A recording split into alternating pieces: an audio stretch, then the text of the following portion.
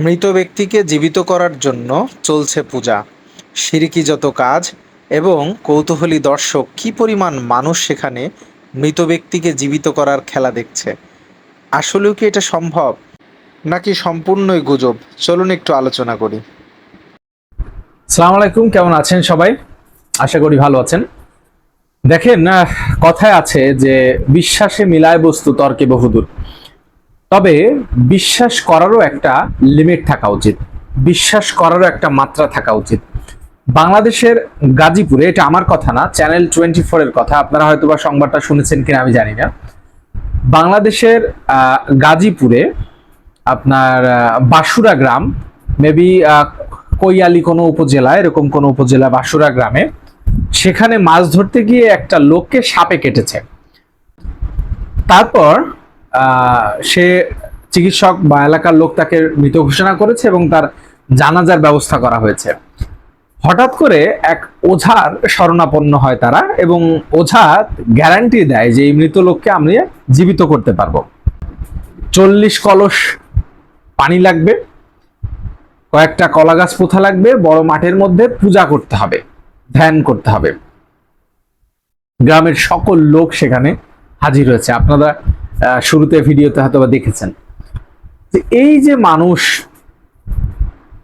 একটা মৃত ব্যক্তিকে জীবিত করার আশায় পূজার আশ্রয় নিল, অথবা এই যে যেটাকে বলে শিরকি করা, এটার আশ্রয় নিল, এটা কি একজন মুসলিম পরিবার হিসেবে এটা কি উচিত? মানুষ এখনো এই আধুনিক যুগে এসে 2024 সালে এসেও কেন এতটা বোকা? যেখানে চিকিৎসক তাকে মৃত ঘোষণা করেছে, যেখানে আপনার দেখা যাচ্ছে যে সে মৃত, কোথাকার এক ওঝা সে আপনার গ্যারান্টি দিচ্ছে মৃত মানুষকে জীবিত করবে, এও মানুষ বিশ্বাস করে তাকে এই যোগ্য করার জন্য, পূজা করার জন্য মানুষের স্পেস দিয়েছে, মানুষ সুযোগ দিয়েছে আধুনিক যুগে এসে। আর আধুনিক যুগের থেকে বড় বিষয় হচ্ছে, মুসলমান হিসাবে, একজন মুসলিম হিসাবে এগুলা শিরক কি কোনোভাবে অ্যাকসেপ্টেবল?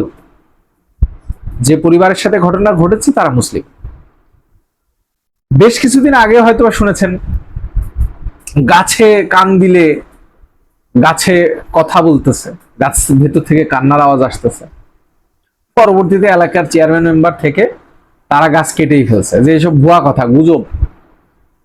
আর এই গুজব শুনে মানে ইউটিউবাররা, গ্রামের পাশের গ্রামের লোকজন সেখানে হাজির। এই নিউজ আপনারা শুনেছেন কিনা আমি জানি না। মানুষের মধ্যে সরলতা থাকা ভালো, তবে সরলতার আর এক নাম যদি বোকামি হয়, সেটা কোনোভাবে অ্যাকসেপ্টেবল না। আর গ্রামের মানুষ শুনেছি সবসময়ের জন্য একটু সাদাসিধা হয়, সরল হয়, যদিও জমি জায়গার ক্ষেত্রে হলে সেটা আলাদা। আর ব্রাহ্মণবাড়িয়ার খবর শুনলে সেটা আরো বেশি বোঝা যায়।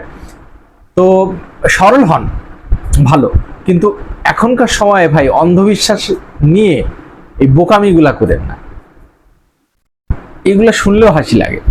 যাই হোক, ভালো থাকবেন সবাই। আসসালামু আলাইকুম।